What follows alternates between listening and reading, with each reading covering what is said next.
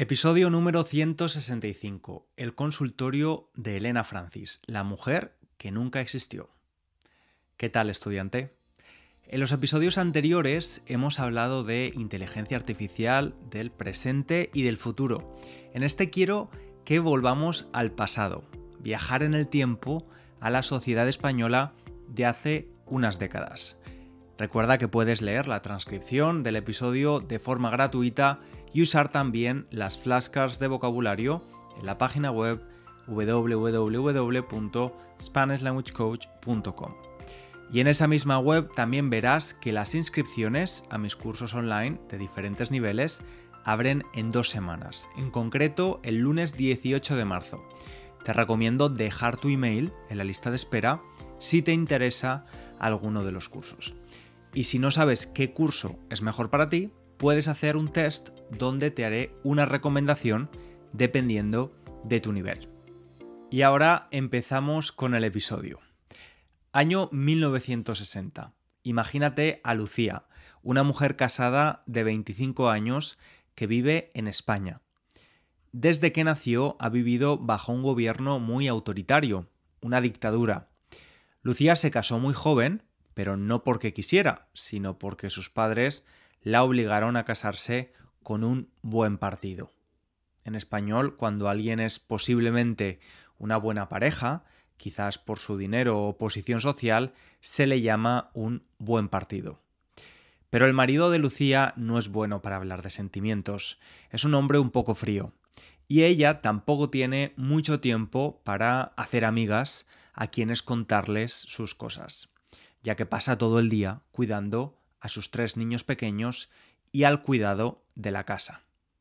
Pero todas las tardes, a las 5 en punto, Lucía enciende la radio y escucha una melodía muy familiar. Consultorio de Elena Francis. Luego la saluda una voz conocida, la de la señora Elena, que comienza diciendo: «Querida amiga». En este programa de radio, Lucía escucha las voces de otras mujeres con problemas similares a los suyos y las respuestas de Elena, que parece saberlo todo. Durante ese ratito, Lucía deja de sentirse tan sola.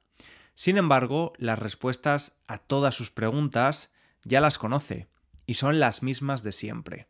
Algo así como: a la vida hemos venido a sufrir. Sé buena madre y esposa y no te metas en los asuntos de los hombres. Aunque Lucía es solo un ejemplo que te he puesto para que imagines la situación, este programa de radio existió de verdad y se llamaba El Consultorio de Elena Francis. Un consultorio es un lugar donde las personas hacen justamente sus consultas, piden consejo, recomendaciones. Y es que en esa época eran muy comunes los consultorios de belleza donde las mujeres iban a preguntar cómo mejorar su piel o su pelo y recibían recomendaciones de tratamientos y productos. Pero este consultorio de radio era un poco diferente. Al principio todo fue una parte de una estrategia de marketing, es decir, de un plan para promocionar un instituto de belleza. José Fradera y Francisca Elena Bescalvet eran dueños de una empresa, de una sociedad, llamada Instituto y Laboratorios de Belleza Francis. Ellos tuvieron la idea de hacer un programa de radio para dar a conocer sus cremas. La idea fue hacer que el programa fuera como un consultorio donde una mujer llamada Elena Francis daba consejos. Y aunque comenzó con el mismo propósito que los consultorios de belleza tradicionales, se terminó convirtiendo en un lugar donde hombres y sobre todo mujeres hacían preguntas que no podían hacer en otros lugares. Tenía una duración de 30 minutos a 1 hora y se dividía en 2 partes. Primero, daban consejos sobre belleza para publicitar esta marca de cosméticos, Francis. Y en la otra mitad, la señora Elena se dedicaba a responder cartas de sus oyentes sobre todo tipo de temas. El primer programa se transmitió en 1947 y el último en 1983. El programa se transmitía de lunes a viernes y debido a su popularidad incluso llegó a transmitirse los sábados.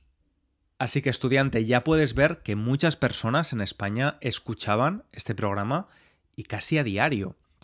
Hoy, a medida que hablemos sobre este programa, irás comprendiendo el gran impacto que tuvo en la sociedad española de esa época y en cómo realmente los medios de comunicación pueden influirnos muchísimo. El consultorio de Elena Francis se convirtió en un verdadero consultorio sentimental, porque estas cartas se volvieron cada vez más íntimas. Al principio eran preguntas sobre cocina y jardinería, belleza, salud, pero luego las personas empezaron a escribir sobre sus relaciones amorosas, sus sufrimientos y problemas. Lo que sí tenían en común todas estas cartas es que estaban escritas para Elena Francis. ¿Y quién era esa tal Elena Francis? Era la voz del programa, la voz de una mujer madura y de clase alta de Barcelona, que a veces sonaba muy comprensiva y cariñosa y a veces sonaba muy seria y autoritaria. Para muchas mujeres de aquella época, Elena Francis era una fuente de sabiduría, es decir, daba la sensación de que lo sabía todo. Aunque la realidad era bien distinta, porque Elena Francis no existía. Era más bien un personaje de ficción creado por un equipo que trabajaba para este programa de radio. Las respuestas a las cartas, e incluso algunas cartas que salían en el programa, eran escritas o inventadas por un equipo de escritores. ¿Y cuáles eran los consejos del consultorio para las mujeres de ese entonces, de esa época? Pues antes que nada es importante recordar el contexto histórico, es decir, lo que estaba sucediendo en esa época en España. En ese momento había nada más y nada menos que una dictadura, es decir, un gobierno en el que una sola persona o un grupo pequeño de personas tiene el control total sobre el país. En una dictadura generalmente no hay elecciones democráticas y el dictador se mantiene en el poder durante bastante tiempo mediante el uso de la fuerza o la violencia. Este periodo de tiempo donde ocurrió esta dictadura en España se le conoce como franquismo por el nombre de su dictador, Francisco Franco. Y hemos hablado de él varias veces, pero especialmente en uno de los primeros episodios, el número 11, titulado La dictadura española. Esta dictadura duró 36 años, desde 1939 hasta 1975. Y si prestaste atención, es casi la misma fecha en la que se transmitió el consultorio de Elena Francis. ¿Casualidad? Pues no, ya que el consultorio no solo pertenecía al Instituto de Belleza Francis, sino que, pasado un tiempo, el gobierno se dio cuenta de que podía ser una buena herramienta para educar, o mejor dicho, adoctrinar a las mujeres, o sea, para enseñarles los valores de esa dictadura. Una organización en particular se encargaba de esto, se llamaba la sección femenina de la Falange. Y mediante diferentes medios de comunicación, como libros, revistas y la radio, esta organización transmitía el mensaje de cómo debía ser la mujer española ideal. ¿Y cómo podemos describir a una mujer ideal a ojos de la dictadura de la época? Pues era una mujer dócil, obediente, muy trabajadora para su familia y, sobre todo, silenciosa. Y esta descripción no me sorprende nada, ya que la generación de mis abuelas e incluso de mi madre fueron criadas en este ambiente, precisamente. La mujer tenía un papel muy secundario en la sociedad y sus problemas casi eran invisibles. La creadora del personaje de Elena Francis fue principalmente su primera guionista o escritora, Ángela Castells. Ángela era una mujer muy religiosa y era miembro de esa organización que pertenecía a la dictadura. En las cartas que recibía el consultorio de Elena Francis podemos ver reflejadas las duras condiciones que sufrían y los pocos derechos que tenían las mujeres. Por ejemplo, antes de la dictadura, a la mujer se le había dado el derecho al voto. De hecho, España fue el primer país de habla hispana en conseguir este derecho. Pero durante la dictadura se eliminaron muchos de estos derechos. Te mencionaré solo algunos. Desde 1938 las mujeres casadas ya no podían trabajar en muchos sectores. Esta prohibición tenía como objetivo incrementar el número de hijos que tenía cada mujer, mantenerlas en roles domésticos y fomentar el trabajo masculino. Además, si una mujer menor de 25 años quería independizarse y vivir por su cuenta, necesitaba el permiso de su padre. La responsabilidad de tomar decisiones sobre sus hijos era únicamente del padre. La madre no tenía ningún control sobre ellos. Eso significa que, por ejemplo, el esposo podía dar en adopción a los hijos del matrimonio sin el permiso de la madre. Y este contexto te va a ayudar a entender por qué el consultorio daba ciertas respuestas que hoy suenan terribles, terroríficas. Elena no solo se limitaba a responder a las 6 o 7 cartas diarias en su programa de radio. Increíblemente, cada una de las miles de cartas que llegaban al estudio eran respondidas. En 2005 se descubrió algo sorprendente en Cornellà, Barcelona. En una casa rural abandonada aparecieron más de 1 millón de cartas dirigidas a Elena Francis.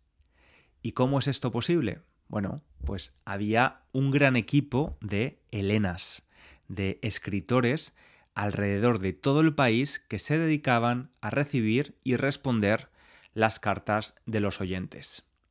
Pietat Estany, una autora de Barcelona, relata que trabajó en este equipo de escritores durante 8 años. Su trabajo, siempre secreto, secretísimo, consistió en responder algunas de las cartas que llegaban al consultorio y que, por no pasar el filtro de la censura, no podían leerse en vivo en la radio. Ella llegó a trabajar para el consultorio gracias a un anuncio que salió en el periódico que solo preguntaba: ¿tienes habilidad para escribir? Para ser parte de los contestadores de Elena Francis necesitabas tener tu propia máquina de escribir, evitar errores de ortografía y, sobre todo, mantenerlo en secreto, ya que nadie conocía la verdadera identidad de Elena Francis. Claro, todas las respuestas elaboradas por los contestadores después eran revisadas por sacerdotes, por religiosos y psicólogos que decidían si éstas eran aceptables, es decir, si iban de acuerdo a los valores del programa y del gobierno. Ahora bien, ¿qué tipo de cartas llegaban al consultorio? Al principio llegaban solo cartas de las primeras oyentes del programa, mujeres o chicas de clase media alta, un público más bien de adolescentes de 13 o 14 años, de ciudad, que podían comprarse las cremas y los productos de Francis, ya que era una crema que podía equivaler a 2 semanas de sueldo de una trabajadora textil, por ejemplo. No eran asequibles para todo el mundo. Pero luego también se engancharon jóvenes de clase trabajadora que habían emigrado a las grandes ciudades en busca de una vida mejor.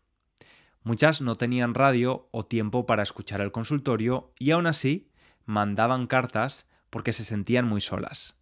Hablan de condiciones de vida muy duras, de violencia y de maltrato. Algunas confesaban ser víctimas de violencia de género, es decir, eran maltratadas por sus parejas o víctimas de agresiones sexuales. Y aunque nunca se mencionaban explícitamente, ya que las víctimas usaban términos más suaves para contar su historia. Estas cartas eran identificadas con un asterisco en su sobre, para señalar su contenido delicado. Y aunque no podían ser leídas en la radio, la mayoría sí recibía respuestas. Respuestas que también eran muy duras. Por ejemplo, ante la carta de una madre que contaba que un vecino había dejado embarazada a su hija de 15 años por una agresión sexual, por una violación, Elena Francis le aconsejó dar al bebé en adopción. Cuando una mujer contó que su esposo era infiel, que la engañaba con otra persona, la recomendación de Francis fue: es mucho mejor que te hagas la ciega, sorda y muda, ¿no? Una persona ciega no puede ver, sorda no puede escuchar y muda no puede hablar. Continuaba su consejo diciendo: procura hacer tu hogar lo más agradable posible y no pongas mala cara cuando él llegue. Y este es el consejo que Elena le dio a una mujer que era maltratada físicamente por su esposo. Sé valiente, no descuides ni un solo instante tu arreglo personal, tu apariencia física.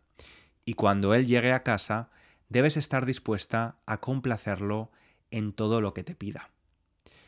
Cuando otra oyente contó que su esposo era homosexual, Elena le ofreció consejos para seducirlo y culpó a la esposa, insinuando que ella no había sido suficiente para él. Elena nunca les aconsejaba a las esposas que abandonaran el hogar, sino que las animaba a soportar la situación, sin importar lo difícil que fuera. Recordemos que el divorcio estuvo prohibido en España hasta 1975. Y muchas veces, más que recibir alguna solución, estas mujeres querían simplemente sentir que sus problemas eran compartidos por muchas otras mujeres, que eran parte de un grupo muy grande que pasaba por las mismas dificultades.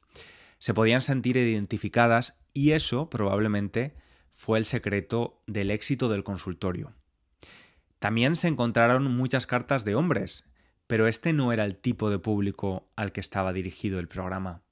Los chicos no escuchábamos a Elena Francis, dice un periodista que vivió en esa época, o por lo menos eso era lo que todos fingían o aparentaban, pretendían, porque los hombres sí que la escuchaban.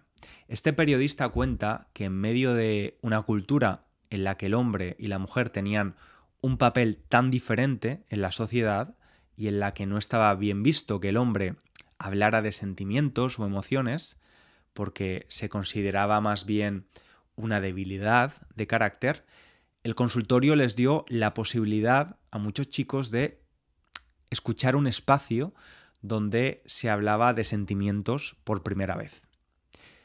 La discriminación hacia todo lo que no encajaba con la familia tradicional en ese momento era muy evidente. Escucha esta respuesta de Elena a la carta de una oyente comprometida para casarse con un chico negro. El amor que sientes por tu novio negro te impide ver más allá de tus propios sentimientos. Ese es un matrimonio que no te conviene bajo ningún concepto y conste que yo no dudo que el muchacho sea una bellísima persona. Escúchame bien, piensa en el futuro de tus hijos, piensa en que tu novio, aunque resida en Barcelona, tiene otra cultura, otras costumbres, una familia de color. Y esas circunstancias empezarán a pesar sobre ti y cada vez con más fuerza. Piensa también en tu familia y en tus relaciones sociales en las que posiblemente tu esposo, a causa de su raza, no sería bien recibido. Además, yo sospecho que a la larga vuestro matrimonio se resentirá. Piensa que sois dos culturas encontradas, dos formas de entender la vida, dos religiones diferentes. Rompe, pues, ese compromiso, aunque ahora te duele. Tu futuro sentimental, querida, está al lado de un hombre blanco como tú. Así que procura ser fuerte y reflexiona en todo lo que te he dicho. ¿Y qué pasó cuando terminó la dictadura, para finales de los años 70? Pues cuando terminó la dictadura y volvió la democracia a España, el consultorio continuó dando sus consejos a las mujeres por un poco más de tiempo. Pero como ya quizás te lo estés imaginando, el programa fue perdiendo popularidad hasta que dejó de transmitirse porque ya no tenía oyentes. Y es que España había cambiado. Ahora, en los años 80, España era un país en el que ya existía el divorcio y donde las mujeres trabajaban y tenían más libertades. Empezaban a vivir como ciudadanas de pleno derecho. Pero Elena Francis continuaba dando las mismas respuestas tradicionales de años atrás. Así que el programa terminó y el último guionista, un hombre llamado Juan Soto, hizo la gran revelación. Le contó a la audiencia del programa la verdadera identidad de Elena Francis. Y como te puedes imaginar, causó un shock o una sorpresa para muchos. Me imagino la gran desilusión, la gran decepción de todas las mujeres que habían escuchado a Elena durante décadas. Obviamente este programa me parece una gran herramienta de manipulación y control del franquismo, pero imagino que también ayudó a muchas personas a sentirse menos solas, a saber que sus problemas no eran únicos, aunque las soluciones a estos problemas no fueran correctos o adecuadas. También pienso en las consecuencias actuales, en lo que queda hoy en la sociedad española de ese programa que escuchaban millones de personas durante tantos años. Si esos valores y esos pensamientos todavía quedan en muchas personas de las generaciones pasadas y presentes. Pero sobre todo pienso en el poder de la narrativa, en lo poderosa que siempre ha sido la capacidad de contar historias y cómo éstas pueden moldear nuestras percepciones y creencias, ¿no? Este programa, cuestionable en su contenido y motivaciones, pone en evidencia el impacto que puede tener la narrativa en la vida de las personas y cómo de importante es que seamos personas críticas con la información que consumimos y de cuestionar las ideas preestablecidas, independientemente de si provienen de lugares más conservadores o progresistas. La narrativa tiene el poder de influir en nuestras actitudes y comportamientos, y el pensamiento crítico es la única forma de acercarnos a la verdad y alejarnos de la manipulación. Yo siempre digo que debería haber una asignatura en los colegios que se llame pensamiento crítico. Súper importante. Y estudiante, no me enrollo más. Muchas gracias, como siempre, por escucharme. Te espero en el próximo episodio. Un abrazo grande.